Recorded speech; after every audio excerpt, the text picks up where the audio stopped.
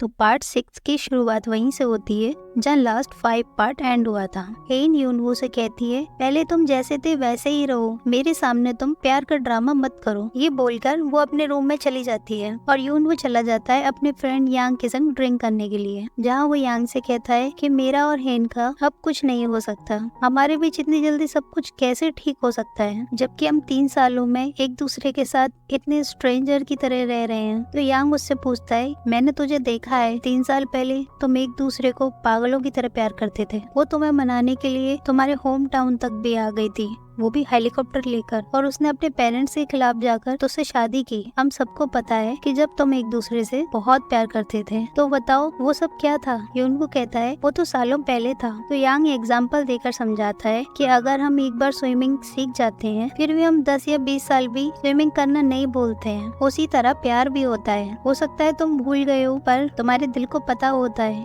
कि तुम किससे प्यार करते हो। यूनवू कहता है स्विमिंग और प्यार दोनों अलग बात है यार, इसमें कुछ स्पेशल नहीं है। हमने एक दूसरे से शादी की क्योंकि हम एक दूसरे से प्यार करते थे, और शादी के बाद हमारा प्यार कहाँ चला गया पता ही नहीं चला है। तो यांग कहता है कि एज अ डिवोर्स स्पेशलिस्ट मैं ये समझ सकता हूँ कि प्रॉब्लम सारी शादी में ही है। शादी में लड़का लड़की एक दूसरे के साथ हमेशा के लिए बन जाते हैं, इसीलिए उनकी लाइफ में कोई एक्साइटमेंट नहीं रहती, इसीलिए एक दूसरे के साथ झगड़े लड़ाई होते ही रहते हैं, और काम में बिजी होने की वजह से एक दूसरे के साथ प्यार का टाइम ही नहीं मिलता है, इसीलिए हस्बैंड वाइफ के बीच में दूरियां बनने लग जाती हैं। और मुझे लगता है कि तुम्हारे केस में भी ऐसा ही हुआ है। यांग कहता है अगर अपनी लव लाइफ को जिंदा रखना है तो सबसे बेस्ट ऑप्शन है शादी ही मत करो। अगले दिन हम एन की बुआ बॉमजा को देखते हैं।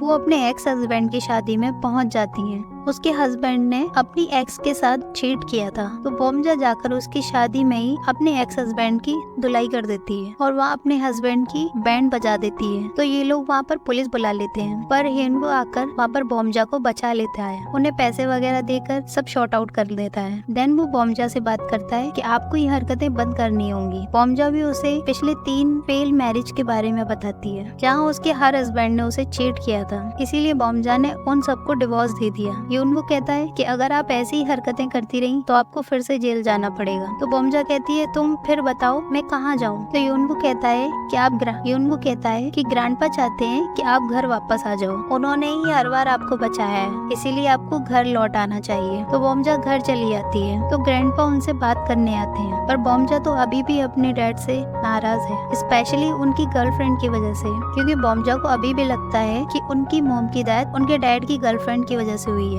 ग्रैंडपा बताते हैं कि शेओली को हमारी फैमिली से कुछ भी नहीं चाहिए, मैंने पहले ही बताया है ना, उसे पैसे प्रॉपर्टी किसी में भी इंटरेस्ट नहीं है, वो मुझसे लव करती है इसलिए मेरे साथ रहती है। पर बॉमजा उनकी बात नहीं सुनती है, तो ग्रैंडपा अपने रूम में चले जाते हैं। वहाँ आकर वो शेओली के साथ गो खेलने बैठते हैं, पर शेओली पहले नाटक करती है, उसे ये गेम खेलना बिल्कुल आता ही नहीं है, और लास्ट में वो ग्रैंडपा को हरा देती है, और लास्ट में उन्हें हराने के लिए एक फेवर मांगती है। तो ग्रैंडपा कहते हैं कि हाँ बोलो तुम्हें क्या चाहिए। तो वो कहती है कि अभी मैंने सोचा नहीं है, जब मैं सोचकर बताऊंगी तो आपको देना पड़ेगा। तो हमें यहाँ दिखाते हैं कि शर्ली इतनी भोली नहीं है, उसके जरूर कुछ खराब इरादे हो सकते हैं। इधर हेन के मॉम और डैड गार्डन में टहल रहे होते हैं। हेन की मॉम को एक शूटिंग स्टार दिखता है, जिसे देखकर वो बहुत खुश होती हैं। तो डैड कहते हैं कि हेन को जन्म देने से पहले भी तुम्हें शूटिंग स्टार का सपना आया था, जब तुम कितनी खुश हुई थी, इसे तुम्हें लगा था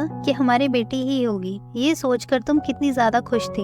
हेन का नाम आते ही मॉम के चेहरे से स्माइल गायब हो जाती है। वो कहती है कि मुझे तो ऐसा कुछ याद नहीं। फिर डैड हेन के बारे में कुछ कहते हैं, पर मॉम बिना कुछ सुने ही जाने लगती है। तो डैड कहते हैं कि हेन के लिए इतनी भी तुम कठोर मत बनो। मॉम कहती है कि मैंने क्या किया है। तो डैड कहते हैं कब तक तुम जो पास्ट में हुआ है उसको लेकर सोचती रहोगी, तुम्हें सब कुछ भुलाकर आगे बढ़ना चाहिए। मॉम कहती है कि तुमने पहले भी यही कहा था, तुम्हारे डैड को कोई प्रॉब्लम नहीं चाहिए थी, इसीलिए तुम चुप रहे, पर मैं नहीं भूल सकती। भले ही तुम सब लोग भूल सकते हो, पर मैं नहीं। आज तक ऐसा एक भी दिन नहीं गुजरा जब मैंने स्वान को याद नहीं किया होगा। आप सबके लिए वो एक पास्ट होगा, पर मेरे लिए वो आज ही की बात है। मैं हर दिन उस दिन को जीती हूँ। वो कितने दर्द में था, कितने फील में था, जिसकी वजह से ये हुआ है, मैं उसे कभी माफ नहीं कर सकती। इसीलिए मुझसे एक्सपेक्ट मत करना कि मैं सब कुछ भूल सकती हूँ, और मॉम ये कहकर वहाँ से चली जाती है। यही हम देखते हैं कि हेन ये सारी बातें दूर से सुन रही थी और सुनकर बहुत दुखी होती है। शायद स्वान की मौत से हेन का कुछ लिंक था, इसीलिए वो इतनी सैड थी, और इसीलिए शायद मॉम हेन से नाराज है। अब स्वान की मौत की क्या हिस्ट्री है ये हमें आगे पता लगेगा स्टोरी में। तो हेन भी सैड होकर घर से बाहर कहीं चली जाती है। वहीं हम योनवू को देखते हैं जो अपने रूम में बैठकर कुछ काम कर रहा था। फिर वो टाइम देखता है कि हेन अभी तक नहीं आई है, काफी टाइम हो गया है, इसीलिए उसे हेन की चिंता होती है। वो याद करता है जब उसने डॉक्टर से पूछा था कि हेन के पास एग्जैक्टली कितने दिन हैं। तब डॉक्टर ने बोला था कि हेन के बचने के चांसेस बहुत कम है, हो सकता है कोई मिरेकल हो जाए, क्योंकि मैंने पहले भी कई केसेस देखे हैं जिसमें बचने के चांसेस बहुत कम होते हैं, वो लोग तक भी ठीक हो जाते हैं। ये सोच कर योनवू बहुत हैरान होता है, पर ये खुशी वाली हैरानी नहीं थी। वो डॉक्टर से पूछता है कि मिरेकल्स कब होते हैं, I mean, कितने साल बाद हो सकते हैं। तो डॉक्टर कहते हैं कि ये तो मैं नहीं बता सकता, हाँ ये बता सकता हूँ, मिरेकल हो भी सकते हैं, बस उम्मीद मत छोड़ना और पॉजिटिव रहना, और हेन को भी हमेशा पॉजिटिव ही रहने के लिए कहना। कमिंग बैक टू प्रेजेंट, योनवू उस रेयर ब्रेन ट्यूमर के बारे में सर्च कर रहा होता है। हाँ, अब्रॉड में ऐसे कई सारे पेशेंट्स हैं जिनको ये वाली बीमारी थी और वो काफी लोग ठीक भी हो चुके हैं।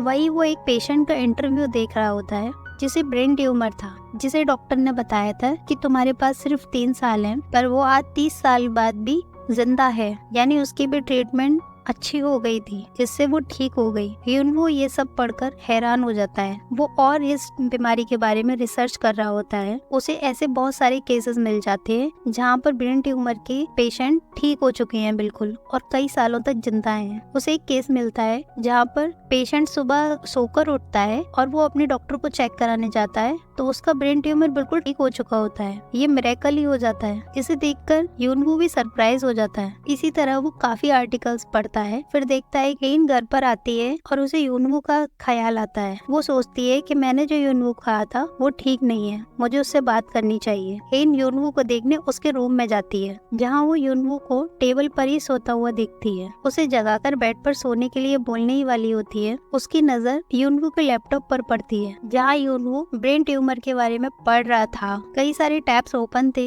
जिनमें ब्रेन ट्यूमर के बारे में कई सारे आर्टिकल्स थे जिन्हें हेन देखकर हैरान हो जाती है। उन्हें पढ़कर वो योनवू को देखती है। इतना सब कुछ होने के बाद भी योनवू को मेरी कितनी फिक्र है। फिर योनवू की भी नींद खुल जाती है। वो पूछता है कि तुम अचानक यहाँ कैसे। हेन कहती है कि तुम इस तरह यहाँ क्यों सो रहे हो, बेड पे कंफर्टेबल होकर सो। योनवू कहता है हाँ ठीक कहा, तुम भी जाकर सो जाओ, गुड नाइट। हेन भी जाने लगती है। कुछ कदम चलकर ही वो रुक जाती है और योनवू से कहती है पहले मुझे तुम पर डाउट था, मुझे लगा तुम ये सब जानने के बाद बहुत खुश होगे कि मैं मरने वाली हूँ। मुझे लगा शायद तुम इसीलिए मेरी इतनी केयर कर रहे हो। मैंने तो ये भी शक किया था कि तुम्हारा कोई और ही इरादा है, बट आई एम सॉरी तुम पर डाउट करने के लिए। मुझे सच में पता नहीं था कि तुम मेरे लिए इतना सब कुछ सर्च कर रहे हो। योनवू कहता है कि तुम्हें उम्मीद नहीं छोड़नी चाहिए क्योंकि ऐसे बहुत से मेडिकल मिरेकल्स होते हैं। ये सुनकर हेन उसके पास आने लगती है तो योनवू तो डर के मारे पीछे ही जाने लगता है। हेन कहती है डोंट वरी, जो हो जाए मैं जीऊंगी जरूर, मुझे कुछ नहीं होगा। तुम्हें पता है मैं अब तक बाहर से टफ दिखने की कोशिश कर रही थी, पर जब से मुझे पता लगा है अपनी बीमारी के बारे में मैं काफी डर गई हूँ। मेरे दिमाग में न जाने कैसे कैसे ख्याल आ रहे हैं। जब से क्या सच में मेरे पास बस 3 ही महीने हैं, ट्रीटमेंट से मैं ठीक हो भी पाऊंगी या नहीं, या मुझे गिव अप कर देना चाहिए। पता नहीं मेरे मरने के बाद कोई दुखी होगा भी या नहीं, मेरी फैमिली को फर्क पड़ेगा या नहीं। ऐसे हजारों ख्याल मेरे दिमाग में आते ही रहते हैं, पर सिर्फ तुम हो जो चाहते हो कि मैं जिंदा रहूं। योनवू कहता है कौन, मैं? कहता है हाँ। फिर कहता है हाँ मैं तो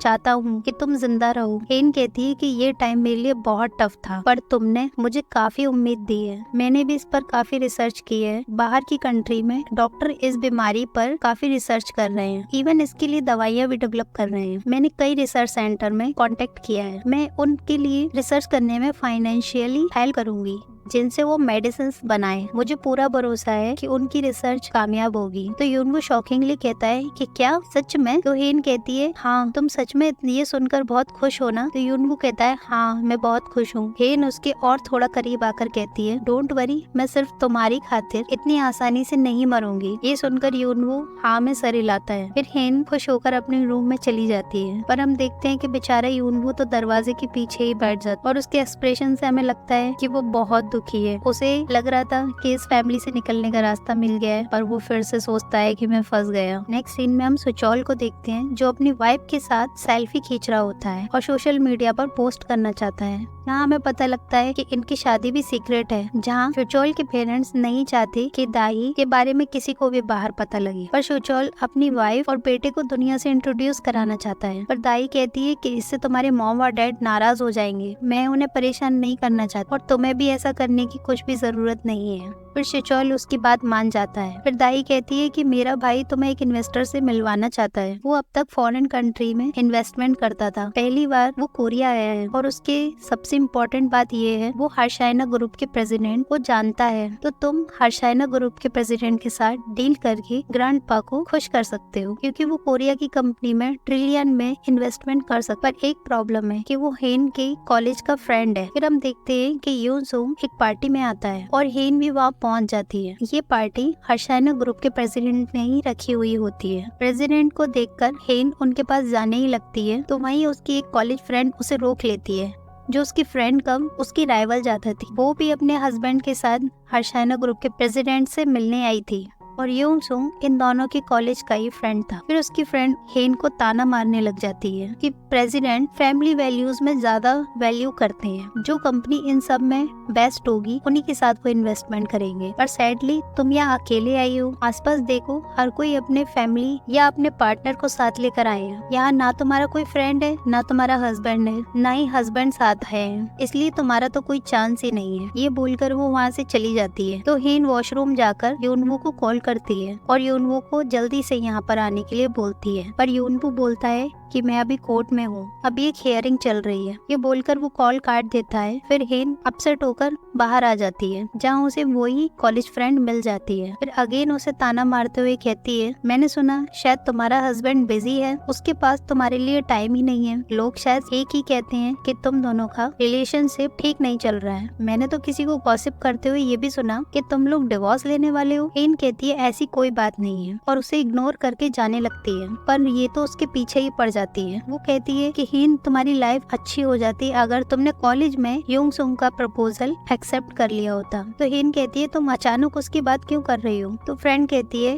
कि क्या तुम्हें नहीं पता कि मिस्टर हरमन का राइट हैंड वो हमारा कॉलेज फ्रेंड यूंग सुंग है, वो बहुत सक्सेसफुल इन्वेस्टर है। हेन मिस्टर हरमन के पास यूंग सुंग को देखती है, तभी उसकी फ्रेंड यूंग सुंग को बुलाती है। तो यूंग सुंग उसके पास आने लगता है। ये देखकर हेन तो शॉक्ड हो जाती है और उसे देखती ही रह जाती है। यूनवू इस ड्रामे का सेकंड मेन लीड है। अब यूंग सुंग की एंट्री के बाद हेन और यूनवू की लाइफ में क्या चेंज आएगा ये हम देखते हैं नेक्स्ट पार्ट में। चैनल पर नए हो तो सब्सक्राइब करना और वीडियो पसंद आए तो लाइक करना। मिलते हैं हम नेक्स्ट पार्ट में, जब तक के लिए बाय बाय।